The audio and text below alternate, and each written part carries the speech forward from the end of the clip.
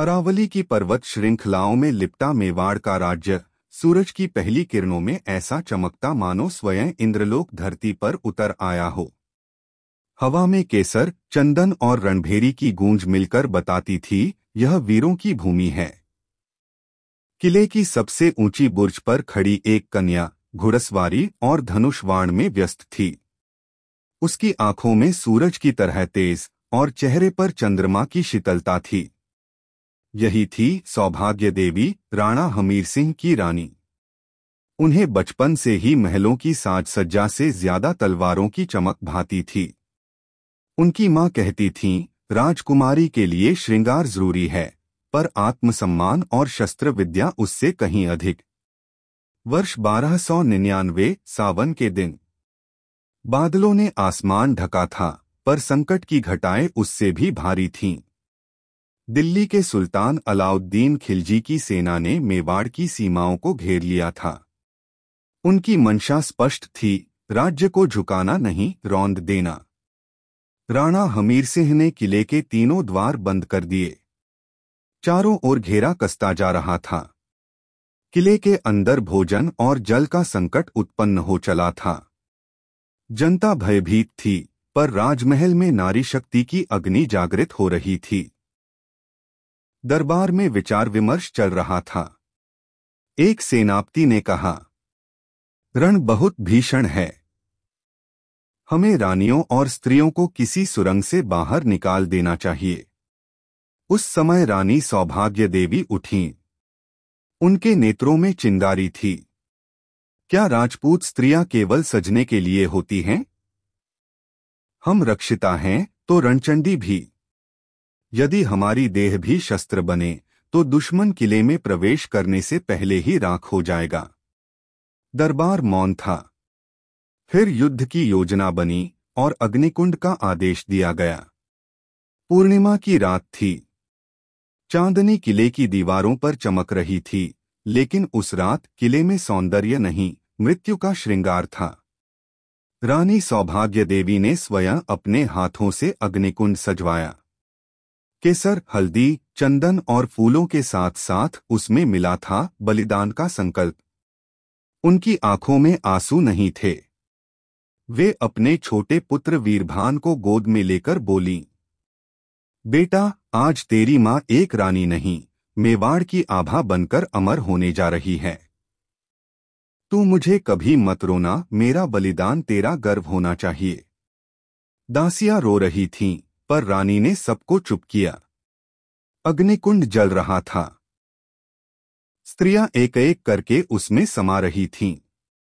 और जब रानी सौभाग्य देवी की बारी आई, उन्होंने तलवार उठाई और दासी को देखकर कहा, मुझे अभी मरना नहीं है। मुझे रणभूमि पुकार रही है। वे अपनी दासी को अपना परिधान पहनाकर अग्निकुंड में भेजती हैं और स्वयं युद्ध वेश में निकल जाती हैं। रात का तीसरा पहर। चांद की रोशनी में वह एक छाया बनकर दुश्मन के शिविर में पहुंची। सेनापति समझ ही नहीं पाया कि एक स्त्री कैसे तलवार से उसका पहरा भेदती हुई भीतर तक आ गई। पहले ही वार में 4 सैनिक कट पड़े। मैं राणा हमीर की सौभाग्य नहीं, मैं मेवाड़ की रक्षा सत्ता हूं। उसने दुश्मन सेनापति की गर्दन तक तलवार पहुंचा दी, लेकिन तभी एक धोखे से किए गए वार में वह घायल हो गईं। लहू उनके वस्त्रों को भिगोता रहा, पर वे रुकी नहीं।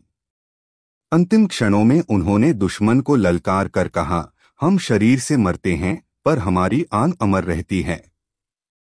उनका शरीर वहीं गिरा, लेकिन उसकी आभा से रणक्षेत्र में एक नई ज्वाला उठी। रानी की मृत्यु ने मेवाड़ की सेना में आग भर दी।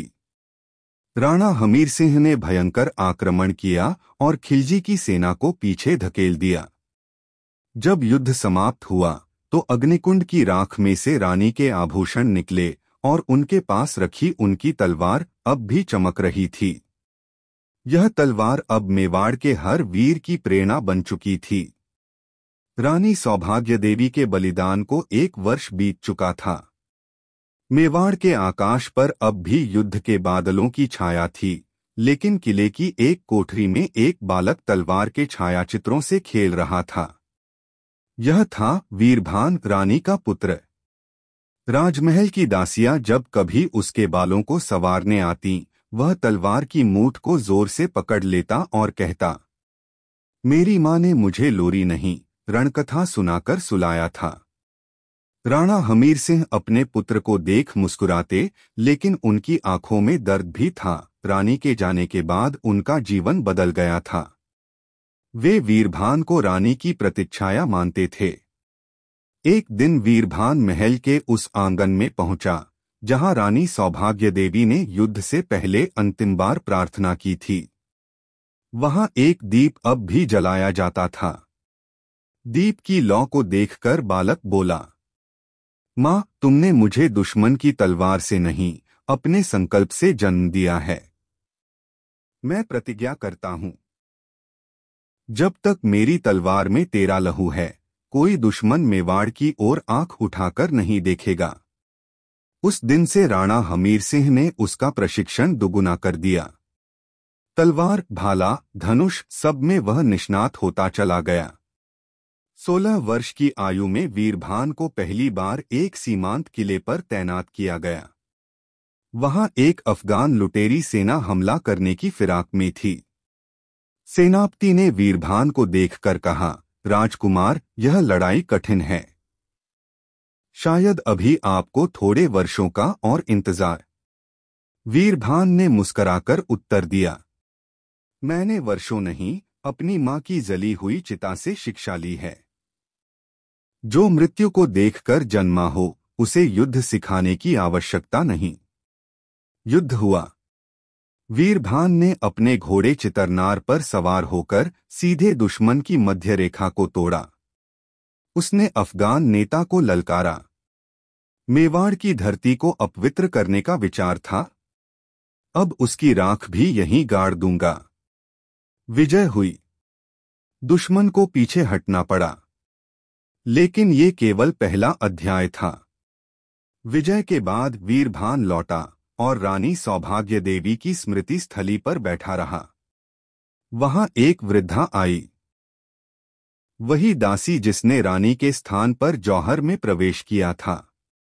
वृद्धा बोली, राजकुमार, रानी ने कहा था, तू मेरा नहीं, मेवाड़ का पुत्र है। अब तेरा हर युद्ध, हर श्वास इस धरती की रक्षा में समर्पित होगा। वीरभान की आंखें नम हुईं, लेकिन होठों पर गर्व था। उसने कहा, मैं मां को इतिहास में नहीं, हर वीर के रक्त में जीवित रखूंगा।